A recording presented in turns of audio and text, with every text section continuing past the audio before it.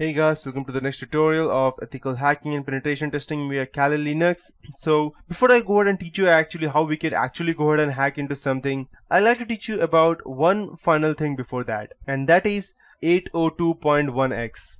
Understanding what the IEEE 802.1x standard is and why you should care means understanding three different concepts which I will be teaching you today, that is PPP, EAP and 802.1x itself. So understanding what IEEE 802.1x understand, I'll go ahead and teach you exactly what that means today. So most people are familiar with PPP, that's point-to-point protocol.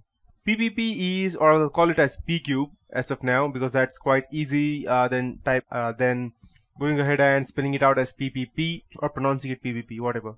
So PPP is most commonly used, or PCube is most commonly used for dial-up internet access. PCube is also used by some ISP for DSL and cable modem authentication in form of PCube over Ethernet. So PCube is a part of layer 2 tunneling protocol that is a core part of Microsoft's secure remote access solution for Windows 2000 and after that.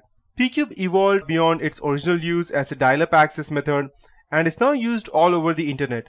One piece of PCube defines an authentication mechanism. With dial-up internet access, that's the username and password you're using. PCube authentication is used to identify the user at the other end of the PCube line before giving them access. Most enterprises want to do more for security than simply employing username and passwords for access. So a new authentication protocol called the Extensible Authentication Protocol, that's EAP, it was designed. EAP sits inside the PPP's authentication protocol and provides a generalized framework for several different authentication methods. EAP is supposed to head off proprietary authentication systems and let everything from password to challenge response tokens and public key infrastructure certificates all work smoothly.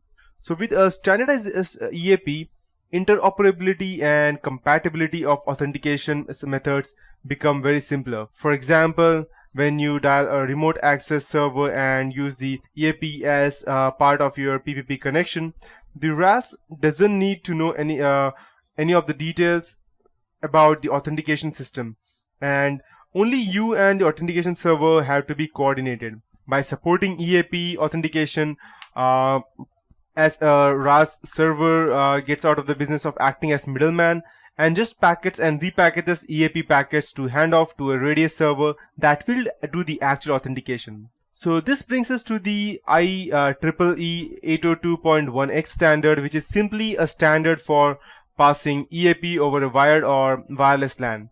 With 802.1x, your package EAP messages in Ethernet frames and it does not use PPP. Its authentication needs much more. That's desirable in situations in which rest of the PCube isn't needed when you're using protocols other than the TCP/IP, or where the overhead and the complexity of PPP is undesirable.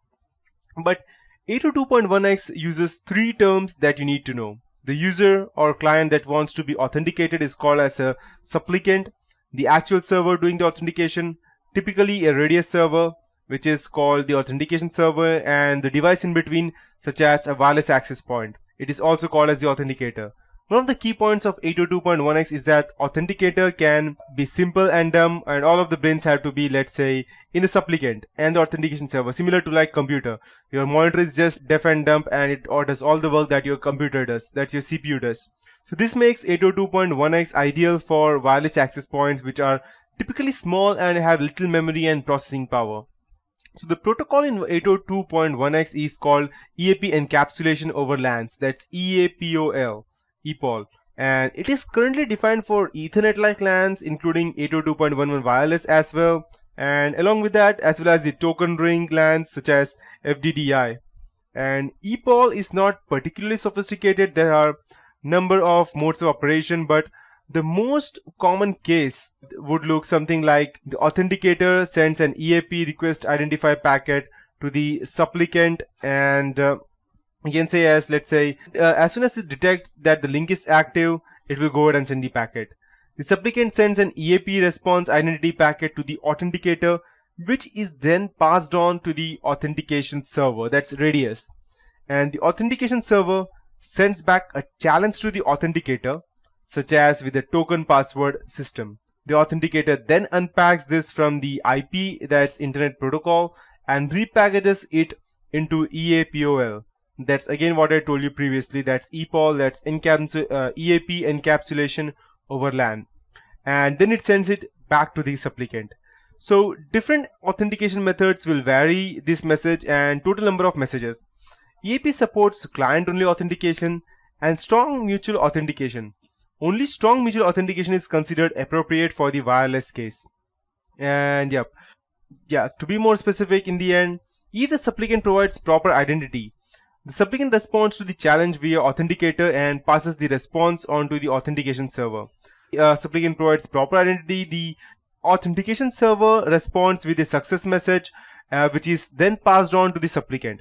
The authenticator now allows the LAN, possibly restricted based on the attributes that came back from the authentication server.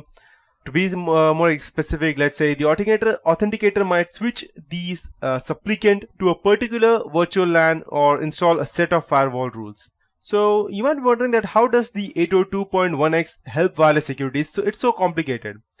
The 13-year-old wired equivalent policy, that's WEP protocol, it has been discredited so thoroughly that its authentication and encryption capabilities are not considered sufficient for use in enterprise networks. In response to the WEP fiasco, many wireless LAN vendors have latched onto IEEE 802.1x standard to help authenticate and secure both wireless and wired LANs. The wildcard with 802.1x protocol is interoperability. So 802.1x authentication might it helps mitigate, you can say, as many of the risks involved in using WEP. For example, one of the biggest problems with WEP is the long life of keys and the fact that they are shared among users and are very well known. With 802.1x, each station could have a unique WEP key for every session. The authenticator, that's wireless access point, could also choose to change the WEP key very frequently, such as even every 10 minutes or every 1000 frames. So the 802.1x does not guarantee improved security. For example, an authenticator might never change the key it hands out to each supplement, or the network manager might select an authentication method that does not allow for distribution of WEP keys. So 802.1x does, however, give the informed network manager the potential design and implement a more secure wireless LAN. So this is how it works in total. It's not always how much secure you can keep. It's more about how much you can go ahead and complicate it so that it becomes more complicated for the attacker to go ahead and hack, and he will simply go ahead and lose his trust in hacking, and he will probably may not or leave that part and try something else. And at least your wireless security will be secure. So Wi-Fi, and just to be sure, Wi-Fi cracking is not for beginners, and playing it with it requires basic knowledge of how WPA authentication works and moderate familiarity with Kali Linux and its tool. So if any hacker at any point of time gains access to your network, he is probably no beginner, because no one can go ahead and crack a Wi-Fi that's a WPA2 password by mistake, until he does some kind of social engineering, in which case he's again very good, and again you are at loss. So that is it, and that's the end for my theoretical part for the WPA and the wireless security keys.